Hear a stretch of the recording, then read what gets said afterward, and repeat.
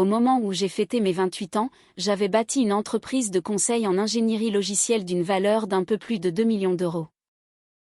Aucun investissement extérieur, aucun filet de sécurité, aucune aide de ma famille, juste moi, un ordinateur portable acheté à crédit et environ 4 années de travail acharné à raison de 18 heures par jour.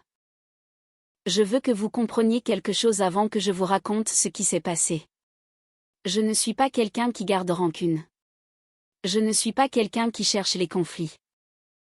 J'ai passé la majeure partie de ma vie à essayer d'être la fille que mes parents voulaient vraiment, plus effacée, plus docile, moins ambitieuse. J'ai essayé pendant longtemps, puis j'ai arrêté d'essayer, j'ai construit quelque chose de concret, et au moment où c'est devenu réel, ils s'en sont pris à moi. Voici l'histoire de la façon dont ma mère a imité ma signature sur une demande de prêt professionnel, comment je l'ai découvert et ce qui s'est passé ensuite. J'ai grandi à Lyon, dans un quartier de la classe moyenne, rien de remarquable. Ma mère travaillait dans l'administration hospitalière.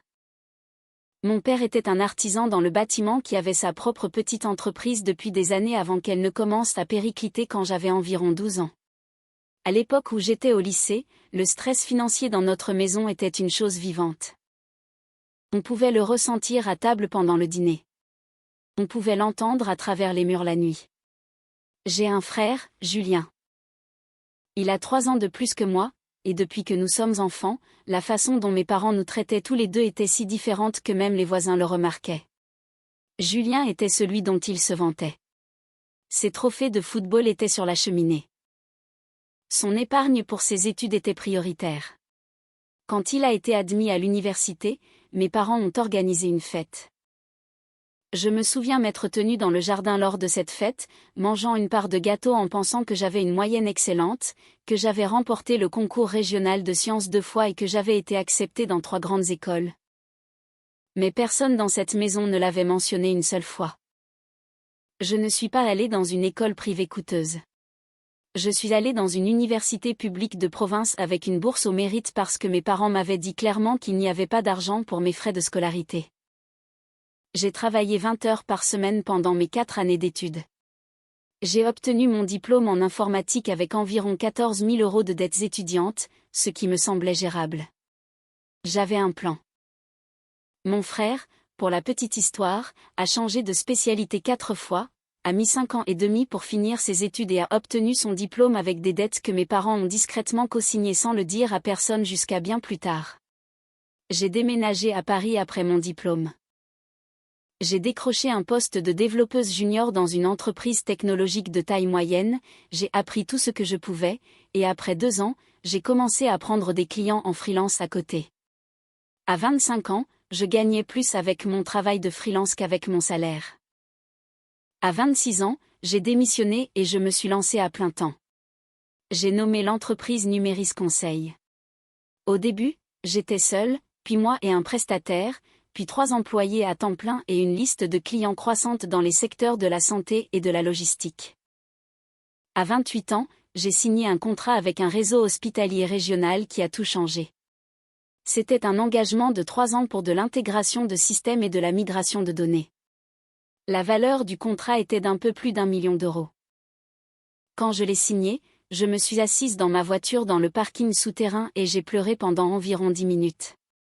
Pas de tristesse, l'autre genre de larmes. J'ai appelé ma mère ce soir-là. Je lui ai annoncé la nouvelle, il y a eu un silence, puis elle a dit, « C'est bien ma chérie, ton frère vient d'être promu, je te l'ai dit, il est manager régional maintenant. » J'aurais dû comprendre tout ce que j'avais besoin de comprendre à partir de cet appel téléphonique. Je ne l'ai pas fait. J'ai continué d'essayer. Je suis retournée dans ma famille pour Noël cette année-là. C'était la première fois en 18 mois que je revenais à Lyon. L'entreprise de mon père était en difficulté depuis des années et je savais depuis un moment que les choses n'allaient pas bien financièrement. Ce que je ne savais pas, avant de m'asseoir dans cette cuisine, c'était à quel point la situation était catastrophique. Mon père avait contracté 2 prêts personnels en utilisant la maison comme garantie. Mon frère, le manager régional, avait emprunté de l'argent à mes parents 2 fois au cours de l'année écoulée et n'avait rien remboursé. Ma mère faisait des heures supplémentaires. J'ai proposé mon aide. Je veux être claire à ce sujet parce que cela compte pour la suite. Je me suis assise à cette table de cuisine et j'ai proposé mon aide. J'ai dit que je pouvais leur donner 20 000 € pour rembourser la dette au taux d'intérêt le plus élevé et soulager un peu la pression. Ma mère a regardé mon père. Mon père a dit, « Nous n'avons pas besoin de la charité de notre propre fille. » J'ai dit que ce n'était pas de la charité. Il a dit, « Nous allons nous débrouiller seuls. » Je suis repartie à Paris. J'ai quand même envoyé une carte avec un chèque de 5 000 €. Ma mère l'a encaissé. Personne n'a dit merci. Les mois suivants ont été la meilleure période que mon entreprise ait jamais connue. Le contrat du réseau hospitalier se passait bien. J'avais embauché une 4e employée, une chef de projet nommée Camille, qui est devenue l'une des personnes les plus importantes de ma vie professionnelle. Je cherchais des bureaux commerciaux.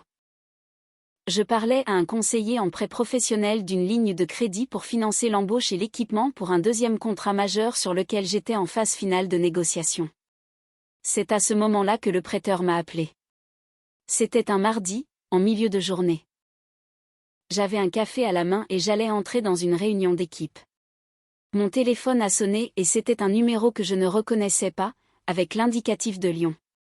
J'ai failli ne pas répondre. La femme au téléphone m'a dit qu'elle était conseillère en crédit dans une banque régionale à Lyon. Elle a dit qu'ils avaient reçu une demande de prêt professionnel d'un montant de 75 000 €. La demande mentionnait Numéris Conseil comme entreprise. Elle me citait comme l'emprunteuse principale. Elle comprenait ce qui semblait être ma signature sur 3 documents distincts, y compris une caution personnelle. Elle appelait, disait-elle, parce que la demande avait été signalée lors du traitement. Le numéro ciré correspondait au mien. L'enregistrement de l'entreprise correspondait au mien. Mais le numéro de téléphone de contact sur la demande n'était pas le mien, et quand ils ont essayé de vérifier via le numéro fourni, quelque chose ne collait pas. Ils ont alors appelé le numéro figurant dans le registre officiel de l'État, qui était mon véritable téléphone portable. Je me suis assise sur le sol du couloir à l'extérieur de la salle de conférence. Elle m'a demandé si j'avais autorisé cette demande. J'ai dit non. Je l'ai dit très doucement et elle m'a demandé de répéter et je l'ai redit, non, je n'ai autorisé aucune demande, je n'ai jamais contacté cette banque, je n'ai jamais signé aucun document pour cette banque, je ne savais pas que cette banque existait. Elle m'a dit de rester en ligne. J'ai appelé Camille pour qu'elle sorte de la réunion. Je me suis assise sur le sol de ce couloir et je lui ai raconté ce qui se passait et j'ai vu son visage passer par les mêmes émotions que le mien devait traverser. Elle s'est assise par terre à côté de moi sans dire un mot et elle est restée là pendant que je terminais l'appel. La conseillère m'a dit qu'ils allaient geler la demande en attendant une enquête. Elle m'a donné un numéro de dossier et m'a dit que je devais contacter les forces de l'ordre et aussi vérifier mes rapports de solvabilité immédiatement. Elle était professionnelle et calme et je me souviens avoir pensé plus tard qu'elle n'avait probablement aucune idée qu'elle venait de sauver mon entreprise. J'ai consulté mes rapports de crédit cet après-midi-là. Il y avait 2 demandes de renseignements que je ne reconnaissais pas, toutes 2 provenant d'institutions financières de la région lyonnaise, datant des 6 dernières semaines. J'ai appelé mon avocate spécialisée en droit des affaires. Elle s'appelle Maître Lefebvre et elle est mon avocate depuis le début. Je lui ai tout raconté. Elle est restée silencieuse un moment puis elle a dit, « As-tu une idée de qui a fait ça ?» Et j'ai répondu, « Je pense que oui », et elle a dit, « Ne les appelle pas, pas encore. » J'ai engagé un expert en examen de documents cette même semaine. Maître Lefebvre m'a mise en contact avec elle. J'ai envoyé des copies des documents de demande que la banque m'avait fournis. Elle a comparé les signatures à des exemples vérifiés de ma véritable signature sur des contrats, des déclarations fiscales, des documents de création d'entreprise. Sa conclusion, rendue dans un rapport écrit environ 10 jours plus tard, était sans ambiguïté. Les signatures sur les documents de demande de prêt n'étaient pas les miennes. C'était une tentative proche de reproduction, mais ce n'étaient pas les miennes. Elle a également noté quelque chose dans son rapport auquel je n'avais pas pensé. L'écriture manuscrite sur les parties imprimées de la demande, l'adresse, la description de l'entreprise, le contact d'urgence, présentait des caractéristiques correspondant à quelqu'un essayant de déguiser son style d'écriture naturelle, mais après analyse. Certaines formes de lettres étaient identifiables. Elle ne pouvait pas dire avec certitude à qui appartenait l'écriture, mais elle pouvait dire que ce n'était pas la mienne. Je savais déjà à qui elle appartenait. J'avais grandi en voyant cette écriture sur les autorisations de sortie scolaire, les listes de courses et les cartes d'anniversaire. C'était celle de ma mère. Je veux vous dire ce que j'ai ressenti quand j'en ai eu la certitude. J'aimerais pouvoir le décrire proprement, mais ce n'était pas propre. Ce n'était pas une seule chose. C'était du chagrin, de la rage et une étrange clarté glaciale, tout en même temps.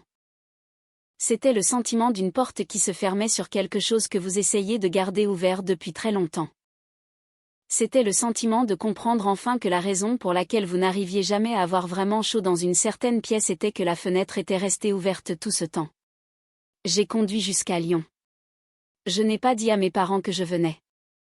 Maître Lefebvre m'avait dit de ne pas y aller seul et j'ai emmené Camille avec moi.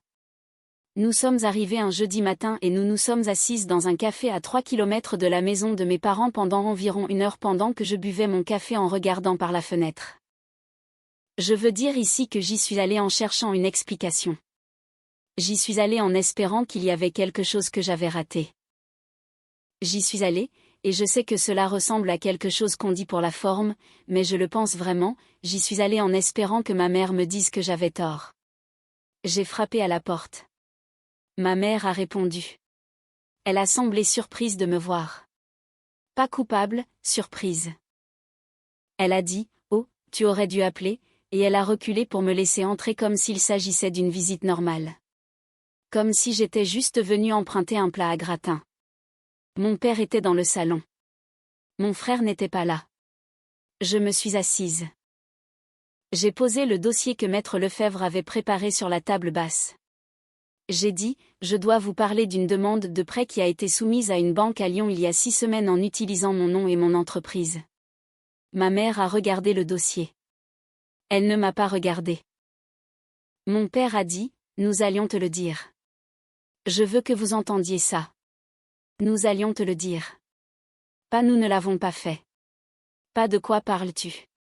Nous allions te le dire. L'histoire est sortie par morceaux. L'entreprise de mon père avait une dette arrivant à échéance, un fournisseur à qui il devait près de 60 000 € qui avait été patient mais qui menaçait maintenant de lancer une procédure judiciaire. Mon frère avait une situation délicate. Il avait co-signé quelque chose qu'il n'aurait pas dû et il subissait des pressions. Mes parents avaient besoin d'argent. Ils avaient essayé d'obtenir un prêt en leur propre nom et avaient été refusés à cause de la dette existante sur la maison. Alors ma mère a eu l'idée d'utiliser mon entreprise. Elle avait accès à certains de mes documents personnels, d'anciennes déclarations de revenus, mon numéro de sécurité sociale, qu'elle avait noté il y a des années parce qu'elle était toujours répertoriée comme contact d'urgence sur certains comptes que je n'avais jamais pensé à mettre à jour. Elle avait cherché ce qu'exigeait une demande de prêt professionnel. Elle en avait rempli une. Elle avait signé mon nom. Elle a dit, nous allions rembourser, cela aurait été remboursé avant même que tu ne le saches. Je me souviens que la pièce était très calme. Je me souviens avoir regardé les photos de famille sur le mur. Il y en a une de mon frère lors de sa remise de diplôme. Il n'y en a pas de moi à la mienne. J'ai dit, maman, tu as commis une fraude. Tu as imité ma signature sur des documents de prêt bancaire officiels. Tu as utilisé mon entreprise comme garantie sans mon accord ni ma connaissance. Si ce prêt avait été accordé et qu'il y avait eu un défaut de paiement, cela aurait détruit tout ce que j'ai construit. Elle a dit, tu as largement de quoi faire, tu aurais pu simplement nous aider. Cette phrase. J'y ai pensé de nombreuses fois depuis. Tu as largement de quoi faire, tu aurais pu simplement nous aider. Comme si la réponse correcte au fait d'être victime d'une fraude était de reconnaître que la fraude n'était en fait qu'une demande d'aide que j'avais été trop égoïste pour recevoir. Je me suis levée. J'ai repris le dossier. J'ai regardé mon père qui fixait ses mains. J'ai regardé ma mère qui me regardait avec une expression que je ne peux décrire que comme véritablement perplexe, comme si elle ne pouvait pas comprendre pourquoi je n'étais pas plus souple à ce sujet. J'ai dit, je veux que vous compreniez que je n'ai pas choisi d'être dans cette situation. Vous m'y avez mise. Et maintenant, je dois faire ce que j'ai à faire. Je suis partie. Camille a conduit pour retourner à l'hôtel. Je me suis assise sur le siège passager et j'ai appelé Maître Lefebvre pour lui raconter ce que mes parents avaient dit. Elle a écouté. Elle a demandé, ont-ils admis les faits? J'ai répondu, oui, mon père l'a essentiellement confirmé dans les 30 premières secondes. Elle a dit, d'accord, alors voici ce qui va se passer maintenant. J'ai déposé une plainte au commissariat à Lyon. L'enquêtrice avec qui j'ai parlé était une femme d'environ 15 ans de plus que moi, elle était méticuleuse et pas méchante. Elle a expliqué que ce qui s'était passé était une usurpation d'identité et une falsification de documents. Elle a expliqué les charges potentielles. Elle a expliqué que parce que le prêt n'avait pas été décaissé, parce que la banque l'avait intercepté, la situation était différente que s'il était allé jusqu'au bout. Mais que la tentative elle-même restait un délit. Maître Lefebvre a déposé une plainte au civil simultanément. Nous avons également envoyé une notification formelle aux deux banques où les demandes étaient apparues, en les contestant et en expliquant les circonstances, ce qui les a fait retirer de mon dossier de crédit sous 30 jours. Mon frère m'a appelé 2 jours après mon retour à Paris. Il a commencé par dire que maman était vraiment bouleversée, ce qui m'a tout dit sur la façon dont la famille avait géré la situation. Je l'ai laissé finir. Il a dit que les temps étaient durs pour la famille en ce moment, que j'empirais les choses et qu'il devait y avoir une meilleure façon de gérer ça. J'ai dit, dis-moi quelle aurait été la meilleure façon. Il s'est tu. Puis il a dit, tu vas vraiment laisser la police s'en occuper? J'ai répondu, c'est déjà entre les mains de la police, j'ai déposé plainte il y a 3 jours. Il a dit que j'étais froide. Il a dit que j'avais changé. Il a dit que l'argent m'avait changé. J'ai dit, au revoir, et j'ai raccroché. Voici quelque chose à quoi j'ai beaucoup pensé depuis. Les gens disent que l'argent change les gens. Et peut-être que c'est vrai parfois. Mais je pense que ce qui s'est réellement passé, c'est que l'argent a révélé des choses. Quand je n'avais rien, il n'y avait rien à prendre. Il n'y avait aucune raison pour que quiconque me regarde de trop près ou attende trop de moi. Dès l'instant où j'ai eu quelque chose de réel, quelque chose que j'avais construit avec 4 ans de ma vie, soudain, j'avais de la valeur pour eux. Soudain, j'étais une ressource. L'argent ne m'a pas changé. Il m'a montré ce par quoi j'avais été entourée depuis le début. L'enquête a duré plusieurs mois. Ma mère a finalement été inculpée pour usurpation d'identité et faux en écriture. Mon père, qui était au courant et ne l'avait pas arrêté, a été inculpé d'un chef d'accusation moindre. Leur avocat a contacté Maître Lefebvre pour une possible résolution. Il y a eu des conversations auxquelles je n'ai pas participé directement. Maître Lefebvre représentait mes intérêts. Je veux être honnête avec vous sur ce que j'ai ressenti pendant ces mois parce que je pense que la version honnête est plus utile que la version édulcorée. Je ne me sentais pas triomphante. Je me sentais fatiguée. Je ressentais un genre spécifique de tristesse pour lequel je n'ai pas de mots parfaits, la tristesse de comprendre que quelque chose que vous espériez être d'une certaine façon était en fait tout autre chose, et que cela l'avait probablement toujours été, et que vous étiez la dernière à l'accepter. J'ai aussi ressenti, sous tout cela, quelque chose de solide. Quelque chose qui n'était pas là auparavant. C'était le sentiment d'avoir agi en accord avec mes propres valeurs sous une pression réelle. Je n'avais pas minimisé ce qui s'était passé. Je n'avais pas laissé l'amour ou l'habitude de l'amour, ce qui est peut-être ce que je portais depuis le début, me convaincre que je devais accorder une impunité à quelqu'un pour quelque chose qui était fondamentalement mal. Ma mère a plaidé coupable pour une charge réduite. Elle a reçu une peine avec sursis, une mise à l'épreuve, des travaux d'intérêt général et l'obligation de verser une indemnisation symbolique étant donné que le prêt n'avait jamais été déboursé. Mon père a plaidé pour le chef d'accusation moindre et a reçu une mise à l'épreuve. Aucun d'eux ne m'a appelé après le verdict. Mon frère a envoyé un SMS 3 mois plus tard. Il disait, « J'espère que tu es contente de toi. » Je l'ai lu une fois et je l'ai supprimé. Mon entreprise a continué de croître. Le contrat du réseau hospitalier s'est terminé avec succès. J'ai embauché 2 personnes de plus. J'ai emménagé dans de vrais bureaux. J'ai signé un second contrat majeur avec une société de logistique à Bordeaux. À la fin de cette année-là, nous avions dépassé les 2 400 000 € de chiffre d'affaires. Camille a eu une augmentation. Elle le méritait. Elle a été à mes côtés à travers tout cela et je ne pense pas qu'elle sache pleinement à quel point ce trajet en voiture vers Lyon ce jeudi-là a compté pour moi. Parfois, la chose la plus importante qu'une personne puisse faire est simplement de s'asseoir par terre à côté de vous sans qu'on lui demande. Je n'ai pas parlé à mes parents depuis la semaine de la sentence. Je n'ai pas parlé à mon frère depuis que j'ai supprimé son message. Ce n'est pas une décision que j'ai prise par colère. La colère est temporaire. C'était une décision que j'ai prise clairement après avoir beaucoup réfléchi au genre de vie que je voulais mener. Je voulais une vie où les personnes les plus proches de moi me voient comme une personne, pas comme une ressource, pas comme un filet de sécurité, pas comme un problème qu'ils pourraient résoudre en signant mon nom sur des documents. J'ai une vie comme ça maintenant. Il m'a fallu beaucoup de temps pour comprendre que la construire exigeait de retirer ce qui se trouvait sur le passage. Je veux dire encore une chose avant d'avoir fini parce que je vois les commentaires sur des vidéos comme la mienne et je sais ce que certaines personnes vont dire. Elles vont dire que j'aurais dû régler cela en privé. Elles vont dire que la famille c'est la famille. Elles vont dire que mes parents étaient désespérés et que les gens désespérés font des erreurs et que j'aurais dû trouver dans mon cœur la force d'absorber cette erreur et de passer à autre chose. Et je veux dire, respectueusement, qu'il y a des erreurs que vous absorbez et des erreurs qui vous absorberaient si vous les laissiez faire. Utilisez l'identité de votre fille pour commettre une fraude bancaire contre son entreprise, une entreprise qu'elle a bâtie pendant que vous organisiez des fêtes pour quelqu'un d'autre, n'est pas une erreur qui demande à être absorbée. C'est une limite qui demande à être maintenue. Je l'ai maintenue. C'est toute l'histoire. J'ai construit quelque chose. Quelqu'un a essayé de me le prendre. Je l'ai découvert. J'ai dit la vérité. Et puis j'ai continué à construire. Certaines personnes vont lire ceci et penser que j'ai été trop dure. Je le comprends.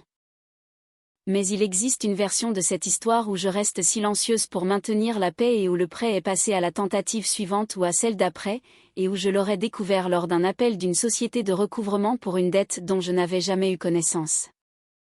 Et à ce moment-là, il aurait été trop tard pour le contrat de l'hôpital, trop tard pour le contrat de Bordeaux, trop tard pour Camille et les 4 autres personnes dont les salaires dépendent de la solvabilité de Numéris Conseil. J'ai choisi la version de l'histoire où je l'ai découvert à temps et où j'ai continué d'avancer. Cette histoire nous pousse à réfléchir profondément sur la notion de loyauté familiale et sur les limites que nous devons parfois poser pour nous protéger. En France, comme ailleurs, la famille est souvent considérée comme un socle sacré, mais que se passe-t-il lorsque ce socle devient toxique ou criminel ? Le parcours d'Élodie montre une résilience incroyable, non seulement dans le monde des affaires, mais aussi dans sa capacité à affronter une trahison aussi intime. La réussite professionnelle peut parfois attiser des convoitises inattendues, même de la part de ceux qui devraient être nos premiers soutiens. Il est tragique de voir comment la réussite d'un enfant peut être perçue par ses parents non pas comme une fierté, mais comme un compte en banque en libre service. Le choix d'Élodie de porter plainte n'est pas un acte de vengeance, mais un acte de préservation de soi et de respect pour le travail accompli. C'est un rappel puissant que personne, pas même un parent, n'a le droit de compromettre votre avenir pour ses propres erreurs. La fin de l'histoire souligne l'importance de s'entourer de personnes comme Camille, qui offrent un soutien silencieux mais indéfectible dans les moments de crise. En fin de compte, construire sa propre vie signifie parfois devoir déconstruire les relations qui nous tirent vers le bas. Et vous, qu'en pensez-vous ? Auriez-vous eu le courage de porter plainte contre vos propres parents pour sauver votre entreprise, ou auriez-vous privilégié la paix familiale malgré les risques ? Dites-le moi en commentaire, votre avis m'intéresse beaucoup.